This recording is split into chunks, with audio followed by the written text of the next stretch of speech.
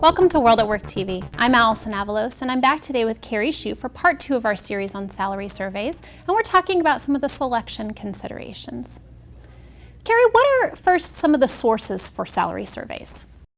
Also, there's probably 3 primary sources that we think about when selecting salary surveys. The first one is kind of what I'll call the published salary surveys. These are salary surveys that are off the shelf. Those can be quite inexpensive, all the way up to extremely expensive. They can be very simple, cover a very small market, all the way to national and international survey data. So it's sort of the survey for purchase category.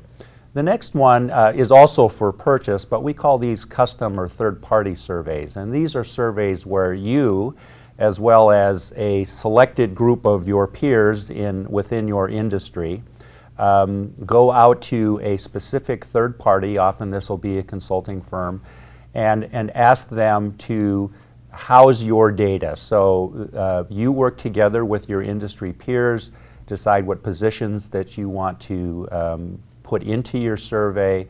That third party then collects the data from all the participants. You also get the advantage there of having very customized reports, looking at the data the way that you want to see it, that you've all agreed upon. And so, of course, that comes with probably an extra charge over what you'd pay for a regular survey, but of course the advantages is it specifically the industry that you want to see, the competitors that you want to see, and of course you can customize.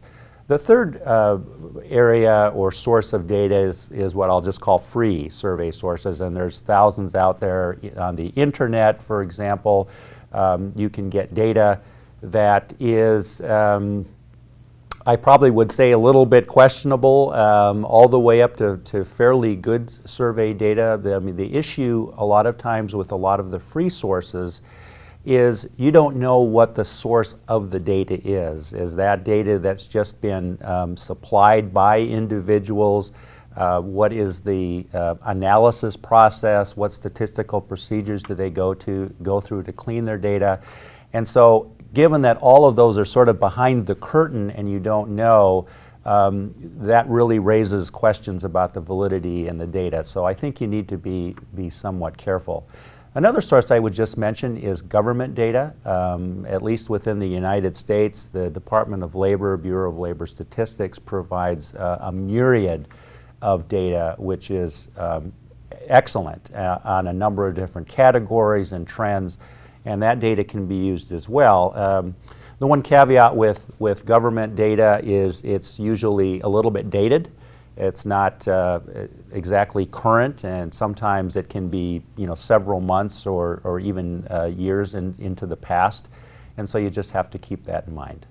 I hear you sort of hinting at some of those considerations to think about, but talk through the criteria when you're choosing the survey source to identify the right one for your organization. Well, I'd say the most important thing to consider, and I think this is really where you step back and take a strategic look at the purpose for salary survey data, is that we want to be able to assess what it takes to attract and retain the kinds of employees that we need within our organization to be successful. So with that in mind, one of the key considerations needs to be, where do you look for talent? Where do you recruit from? Do you recruit locally, for example? Maybe you're a very small organization. All of the positions within your company you're recruiting within a small area. Well, then a local survey is going to provide you all the information that you need. If you have higher level managers with specific skill sets, or analysts with engineers with specific skill sets, or higher level executives, then often you have to broaden your search, and you're going regionally, nationally, internationally, for example, to be able to really look. And if you think about, well, where would we look for an executive, for example? Well, you may do a national search. You're going to need to have national data. Other things to think about, if you are in a specific industry that's highly competitive, you'll want to look at maybe a third-party custom survey that we talked about previously, where you have specifically targeted competitors that you can look at data on a competitive basis. You have to look at things like how much can we afford. Surveys are expensive. You can get ones that are inexpensive, but there are many surveys that there are companies that go into the hundreds of thousands of dollars in survey budgets, and so you really have to assess how much we can afford.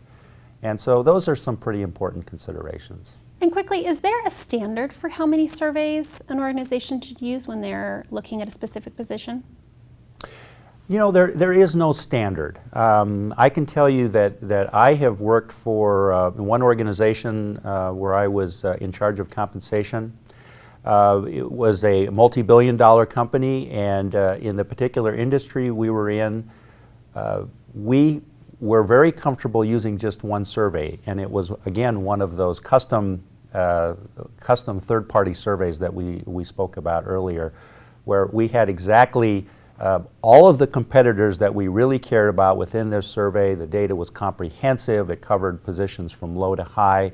It covered all sorts of variable pay, pay practices, long-term incentive information.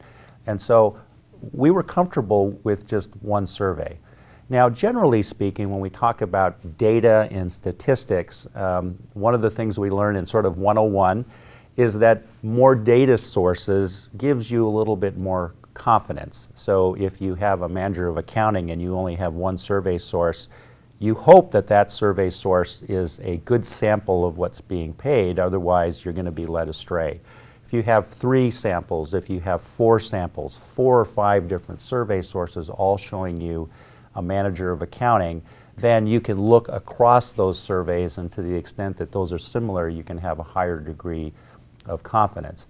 Now keep in mind that with many surveys, as we mentioned, comes additional cost, and it also comes with it additional analysis work. So now you're having to manage 5 different surveys. Somebody has to input the data into those surveys and analyze the data. So while we would say generally more sources are better, for every company there's going to be a diminishing return, where you will determine that the additional survey, both by virtue of the cost and by the extra analysis that it entails, is not worth the extra expense. But certainly for most companies, I would say 3 to 5 major surveys, and maybe you have to purchase a few additional surveys for some boutique or hard to find positions is sufficient. Thanks, Kerry. Join us next time for our final part in this series on salary surveys, where we'll talk about the utilization. For WorldatWork TV, I'm Allison Avalos.